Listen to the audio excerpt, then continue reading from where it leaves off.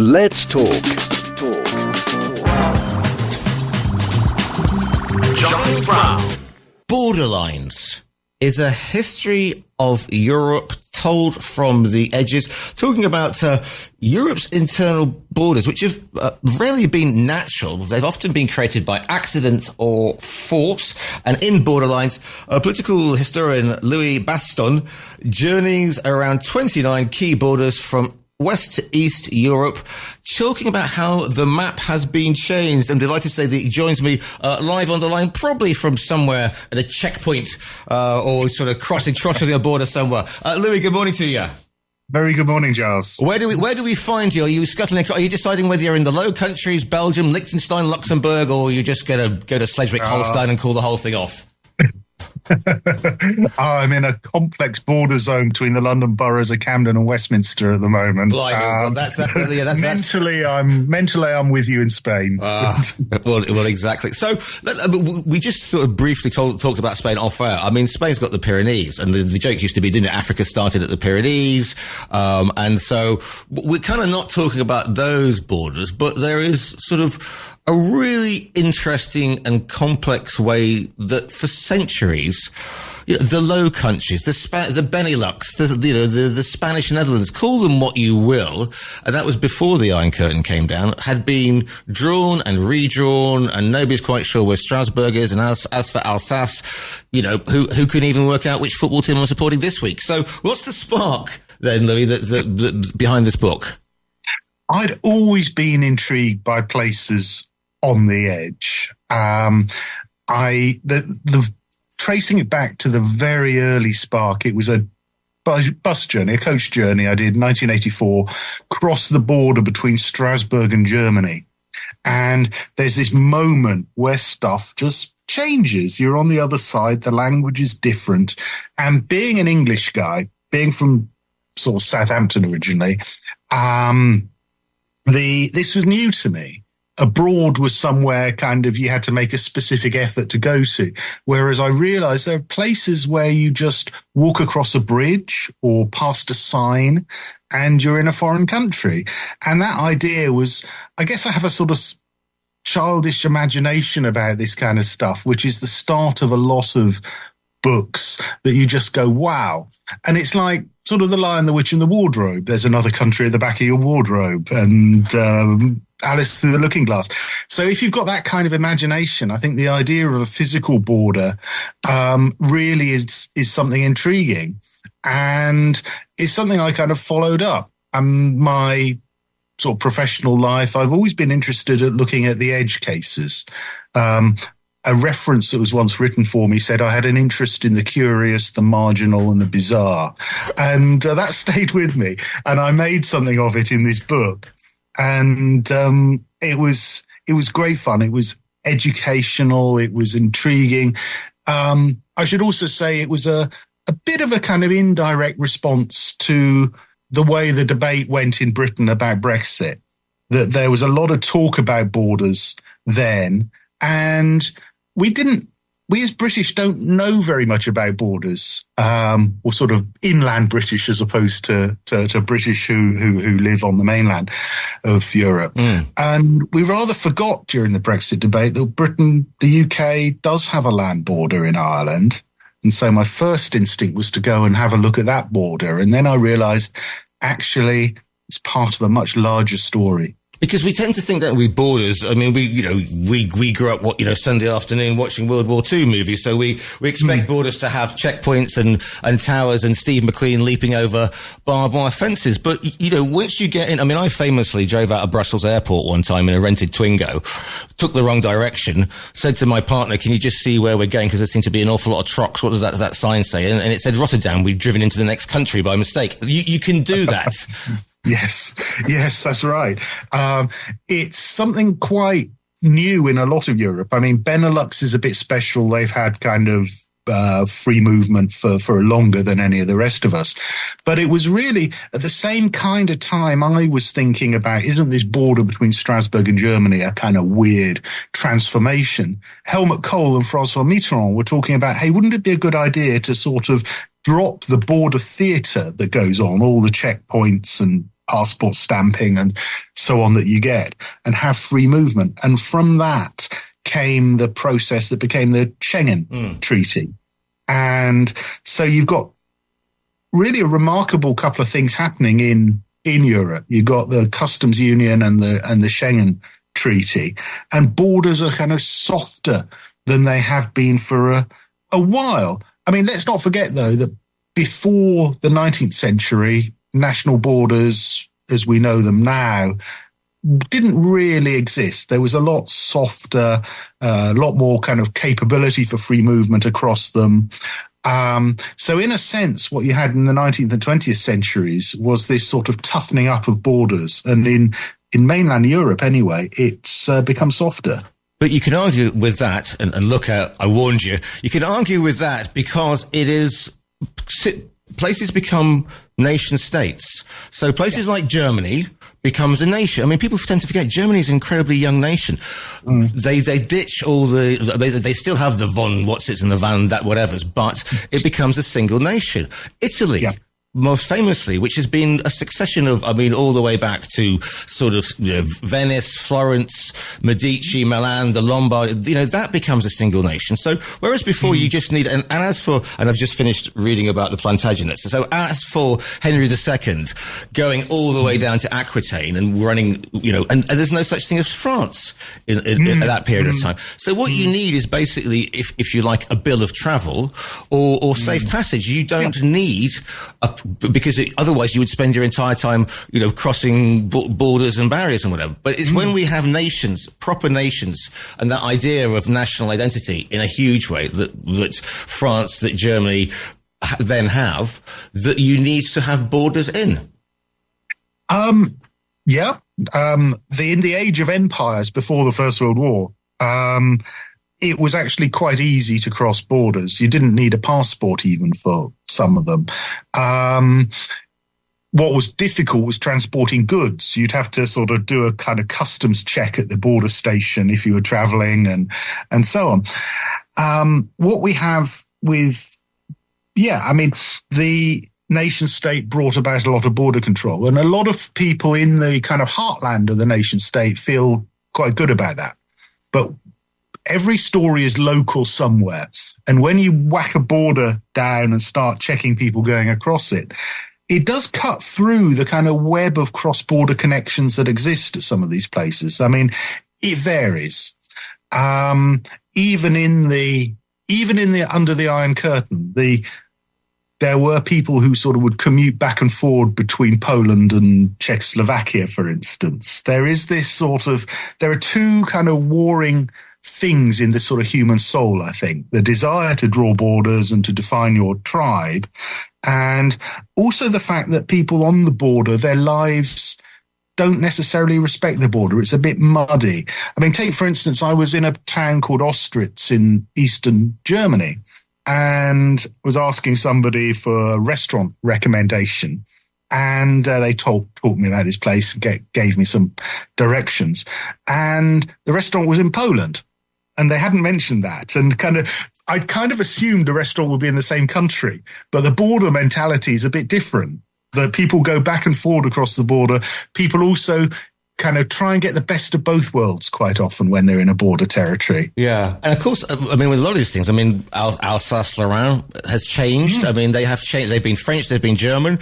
I mean, obviously, anywhere between Germany and Poland has been, I mean, your grandfather could have been Polish, you could have been German, you could be Polish, you could be a citizen of the Soviets, for goodness sake. I mean, that idea of a nationality sort of changes a lot. And I suppose it is that sort of independent streak. I mean, if I was to get in the car and it worked and I drove 30 minutes to the west from here, I'd hit Gibraltar, which has kind of got a border, but the majority of people who work in Gibraltar work in the Spanish town La Linea, the line, which is next to it. So the people who, they cross every day. So while politicians may say it is Spanish and it will, this is Spain and Gibraltar, the people who actually live there have got much more sort of fluid look to it.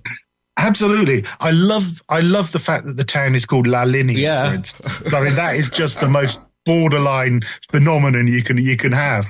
And it happens to some extent. I mean, one of the things that, because the rise of the nation state was accompanied by the state doing more for us in terms of health and pensions and working regulation and so on.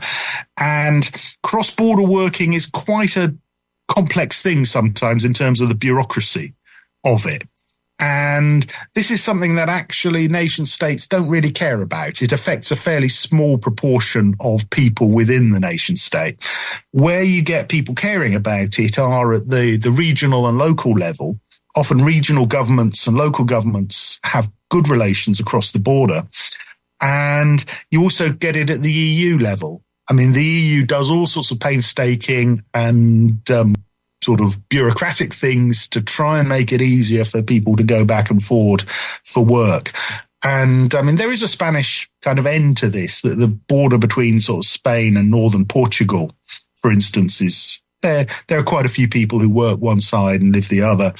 And this is something, that the European level cares about and the regional governments care about, but the nation states, not really. When we talk about, because this all changed, obviously, a lot of this was set up when, as I said before, an iron curtain is falling across Europe, as Winston famously said, but that iron curtain has kind of gone, and it opened up, obviously, after sort of the revolutions, peaceful or otherwise, of 89, 90, 91, you suddenly have these nations who have, former Warsaw Pact or Eastern European nations who then obviously start to disintegrate.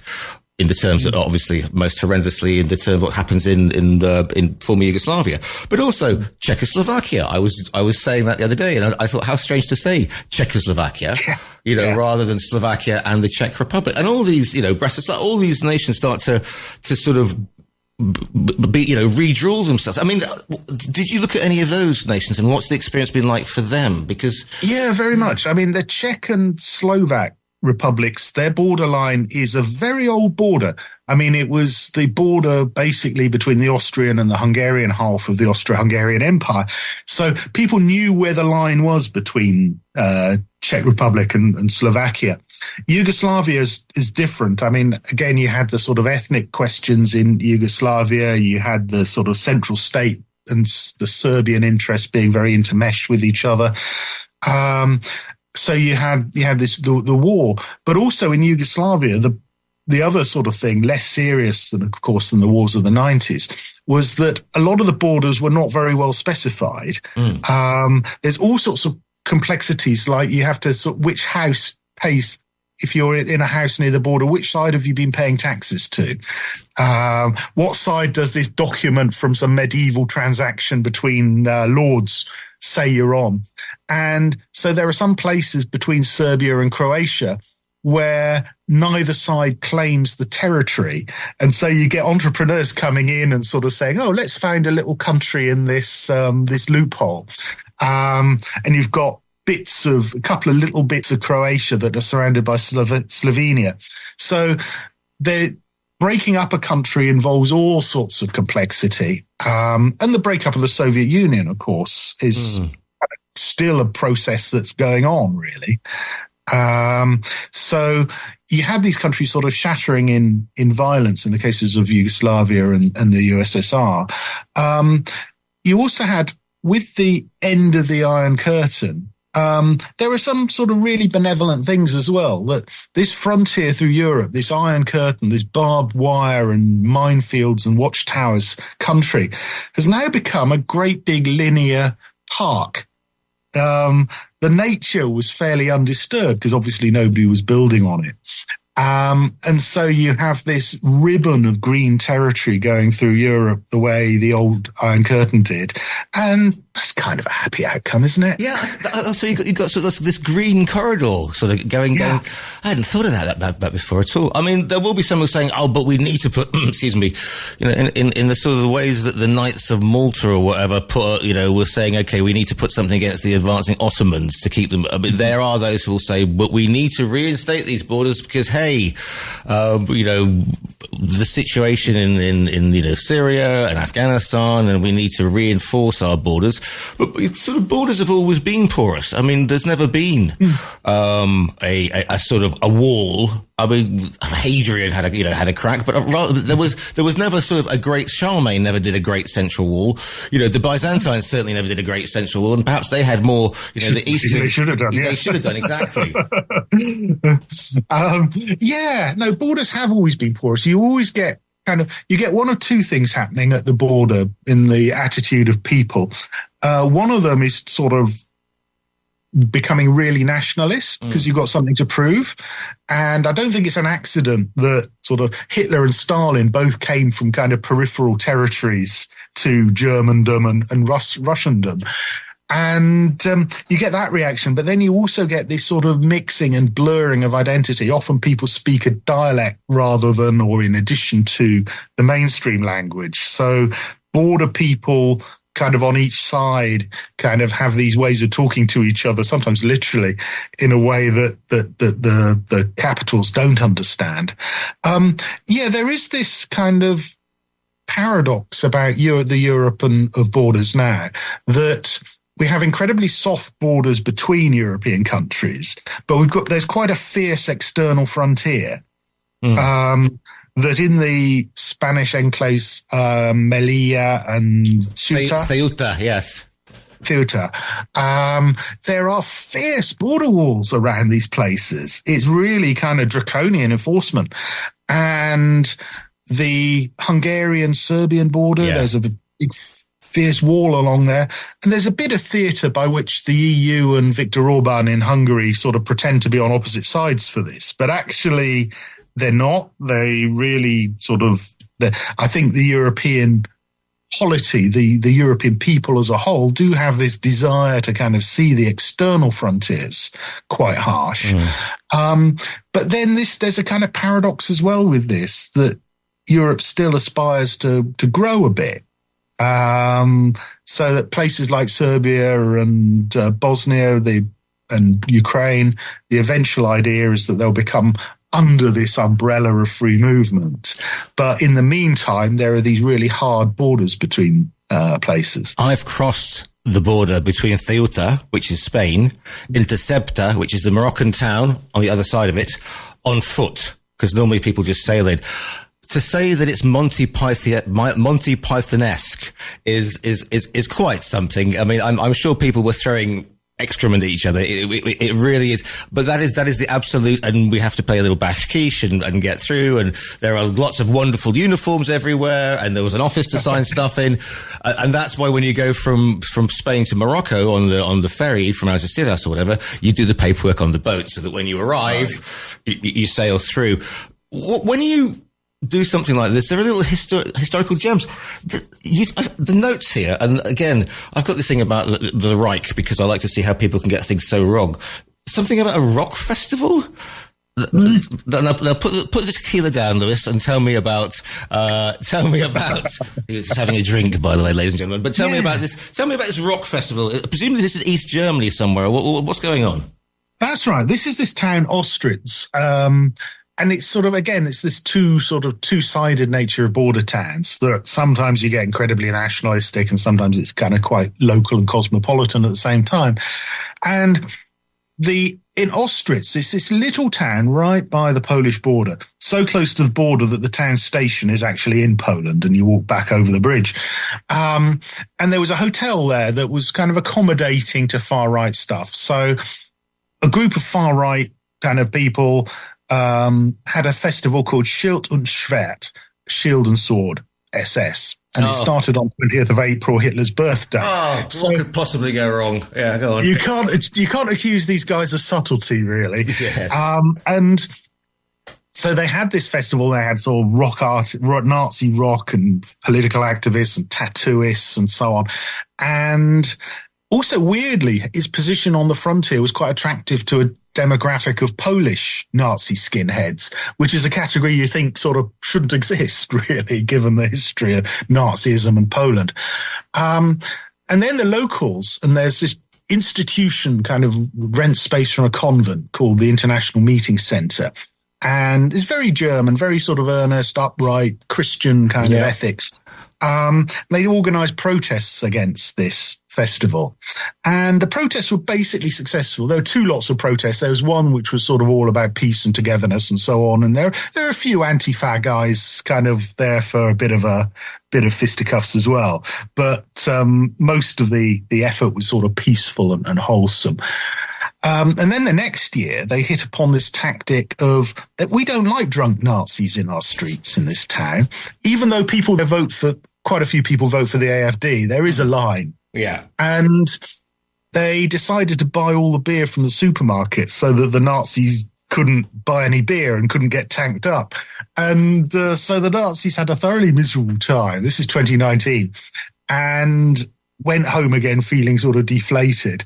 And then COVID happened. So, of course, you don't have any of this stuff going on. And I don't think there's been a Nazi festival since. Yeah, well, I mean, if you listen to any sort of skinhead music, you have to have a couple of beers to sort of get into it because it's so bleeding awful. And there are towns, because I think I've probably fallen through it myself, but I was on the border with Belgium and Holland, I think, again, and you walk through these towns and then suddenly, apart from me driving to Rotterdam by mistake, literally the post office is here, you walk across and suddenly the cycle lanes appear and you think, aha, I'm in Holland. Or the Netherlands, sorry, the Netherlands, not Holland. Yeah. Netherlands, yes. Yeah. No, absolutely. It's these little changes at borders that you kind of notice. Like on the Irish-UK border, you've noticed the street signs, the road signs kind of changed to being in kilometres rather than miles, and back and forward on some roads. And yeah, there's a town in Belgium and the Netherlands called Barlo, which is fragmented into 30 different pieces of little squares of Belgium and the Netherlands, kind of cheek by jowl with each other. And some houses even, the national border runs through the middle of their house. And there's one guy whose house is sort of straddles the border slightly, so his toilet's in Belgium and the rest of the house is in the Netherlands. So it's an international journey to go to the toilet. Imagine you had to stamp your passport every time, you know? You'd be fleeing things out the windows rather than using the gentleman's closet. Yeah, no, it's an international journey. And there's all sorts of, there's a shop which one ends in Belgium and the other's in the Netherlands. There's a pub garden because the licensing laws are different. And closing time is an hour earlier, I think, in the Netherlands than it is in Belgium. And so there was a pub where people would have to move to that end of the beer garden to keep drinking. Well, that's the sort of like quirk we like, though, isn't it? When you get stuff like that. Oh, definitely, yeah. Yeah, no, it's, but this is why I like Borderlands, these sort of quirky stories, and it's how people adapt to these kind of funny rules and the lines being in absurd places, and people just sort of get on with life, and it's quite inspiring, really. Yeah, and the other thing the other thing is the fact that, we talk about history in great sweeps, and this is, it's going to be the 80th anniversary of the end of the war, and people go, which was, was appalling, but people who live on the border and have seen troops and whatever and political ideologies roll in and roll out, and these are the people who just go, okay, fine, but the crop's still got to be coming in. We can still get a beer in the garden, and that perhaps is also an underlying message that we can all beat our drum about migration and whatever else is coming at us. But at the end of the day, people, without quoting Depeche Mode, people are people, and they get on no matter what side of a border you are from. Definitely. And border life is kind of like that. I mean, people do cross over back and forward. I mean, you see the sort of sense of identity come through, for instance, when there's the World Cup in football, for instance. I mean, you get people kind of have their nationality and so on, obviously. But part of it is also this thing that I called provincial cosmopolitanism, that take the career of somebody like Robert Schuman, one of the founders of the EU. I mean, his dad was a German citizen but had been born French. His mum was a Luxembourger. He ended up being a French citizen but thought of himself as a European before all. What really interested me about border areas is this sort of juxtaposition of the local and the international. And you see that all over. And the borders that are saddest are the ones where the people have been ethnically cleansed from one side or both, like the border between Germany and Poland, or the border between Poland and Ukraine. There's the people who have been moved away. I mean, 80 years now, as you say, since most of the Germans were expelled from what's now Western Poland. Yeah, the Danzig corridor and all that sort of. Yeah, all of that. Yeah. And you can still see the traces of the previous German life. There are little wayside shrines, and the language of those is German. You see some churchyards. They smashed up a lot of the German graveyards in the 40s, but some of them have been restored. And you see on buildings, you can sometimes, if the plasterwork sort of starts to peel a bit, you see this German lettering below it, even though it's not Poland. And you've got all those sort of like Königsberg and all the Teutonic Knight stuff, which you could say, had it been in Western Germany or anywhere else, it might have been smashed up, beyond repair. But there are still, like you said, there are still hints, there are still echoes, if not foundations of things from not only just 80 years ago, but sort of 400, 500 years ago. And sometimes a regime will try and destroy them and get rid of them. Like the Russians tried to get rid of a lot of the German residue in Königsberg, now Kaliningrad. And these legacies have a way of creeping up on you. Like the Soviets built this massive, ugly tower block on top of the site of Königsberg Castle, the Teutonic Knights' capital. And the tower block ended up sort of sinking and subsiding because of all these German cellars below it.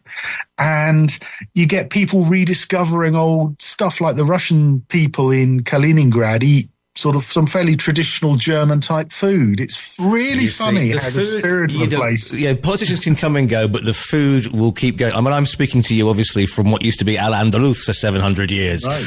And, and that's what makes it quite funny when people say, oh, well, we're voting for Vox against immigrants. And it's like, well, you look a bit dark yourself, nothing to do with you.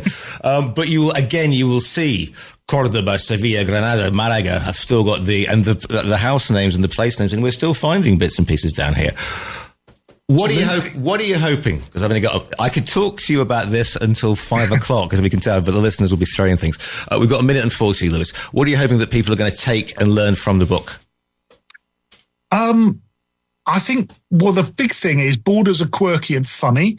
That's why you should read the book. The other reason is that there's no opposition really between being sort of multinational and cosmopolitan and really valuing what your locality is. Because quite often that locality is built from diversity of one sort or another. Europe has been a mixed, interesting, fascinating place where different people come together for centuries. We tried dividing it up into hard lines, and that was a disaster. And it's imperfect. There will always be problems, but sort of living together and around the borders is something that really, really works. And it's really the way people like being. The book is called Borderlines, A History of Europe in 29 Borders. It's by Lewis Baston. Lewis, if people want to find you online, where's the best place to track you down in the nicest possible way? You can see me ranting on Blue Sky. I'm just Lewis Baston on that. I'm not very active on Twitter anymore.